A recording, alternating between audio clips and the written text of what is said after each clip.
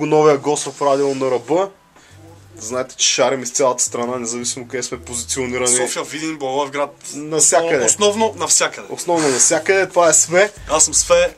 И да, Благоевградската градската школа представя. Благоевградската постичка. Добре, разкажи ми за това, което знаеш за началото на Благоевградската постичка от към хип-хоп. Аз влязох малко след началото, защото преди мене са моите омостига. След това, нали, ние с Марио бяхме протест. Предполагам, че сте чували за тях. Поетапно ще говорим. Окей, значи първо бяха те. След това 5-6 години след тях влязох и аз. Те са първите в Благоевград. Преди тях няма ли някой по-олдскул? Окей, има Айс. В смисъл, как така? Човека си пич, всички го уважаваме, нали? Ама в смисъл за мен не е окей да вземеш едно към едно парчето на Ванила Айс и да го изпееш просто на български. Смисъл, това за мен не е... Само той ли е от неговото поколение? Той е, да. Няма танцори, нищо друго преди него. Благоевград е беден от страна на хип-хоп, в смисъл, ние сме там хората и сме и се броим на пръсти. 2003-та влязох аз с още 6-7 човека, които в последствие изпаднаха от редиците и все пак си останахме аз. Всички знаете сега за Боби Ваклинов, господарите, Блеки, Медмен, който в момента се намира в Лондон и така всеки си действа в неговата посока. И Ванката е в Лондон? Ванката той малко страни от хип-хопа, в смисъл спря да... Целенасочено? Явно е целенасочено. Не са хубави тези неща. То не само хубави неща се случват. Да. Твоя старт каза 2003-та, така ли? 2003-та, на 14 години бях. Първото си парче записах в студиото на Ванката. То беше едно домашно студио в хола му. С един параван много интересен. И си спомням как, като бях си написал текста и като го държах и ръцете така ме търпереха. Ама тогава се запалих и нямаше спирка просто. След това продължих с албум. На 14 години батенце албум и... Солов, да. А добре, ти от самото начало ли си с този псевдоним? Първо бях QRS. 14 годишен QRS и след около една година вече си станах СВЕ от протест и след това вече само СВЕ. Реално 10 години си СВЕ. Нема толкова. Добре, а как започна всичко за протест? Всичко за протест, 2006 година решихме така с Марио се видяхме и какво ще правим, да правим нещо. И почнахме да го правим просто. А Ванката къде беше по това време? Ванката по това време живееше в Англия, вече беше заминал. И Марио си бръмчеше сам в Благоевград и аз така и просто споихме се и взехме да правим някакви неща. Появи се един човек, който искаше да ни помогне. Спонсорирани за един студиен албум, направихме го и така.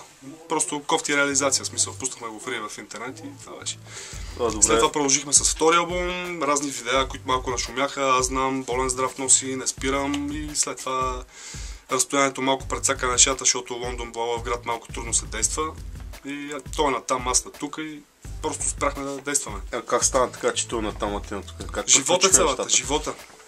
В смисъл, никой не заминава в чужбина, защото му е кеф. Той отиде за някакви кинти, за пачка. Това е ясно, как приключиха нещата за протест конкретно? Конкретно приключиха с това, че реално реализацията малко беше кофти, в смисъл, като направихме нещо, взеха да звънат от тук, от там за участие. И като ме офертираха мен, протести, аз казвам, аз съм си сам, няма как. И те ми казват, ние искаме протест, нали? То реално протест няма. И затова спрях с тази идея и продължих с албум. Марил как го понесе? Нормално. Може да е проронен от 3 сълзи, не знам. Добре, а това повлия ли на отношенията ви? По никакъв начин. В смисъл, ние си имахме между нас едни филми, които бяха в друга насока, нищо общо с музиката и така нататък, ама окей сме, в смисъл. Дори имаме сега няколко проекта, по които работиме, скоро ще бъдат готови, ще чуете за какво става въпрос. Добре, кажи ми, кои са ти любимите артисти от миналото, български и западни? Дай ми примерно по една петичка да кажем. Колкото по-назад във времето са действали, толкова по темата. Аз като малък много слушах Гумени глави. В смисъл, там съм почнал, това ми беше любимото.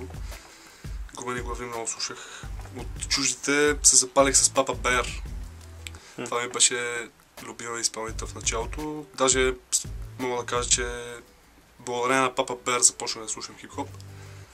И не знам, 5 са ми много да ти ги избора. В смисъл, по това време си слушах само едно и също нещо.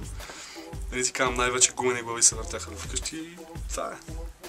Касетите. И слушах тихичко, да не чуят нашите за какво става просто. Българските е ясно. Добре, след Папа Бер на какво продължи? После Тупак, Биги.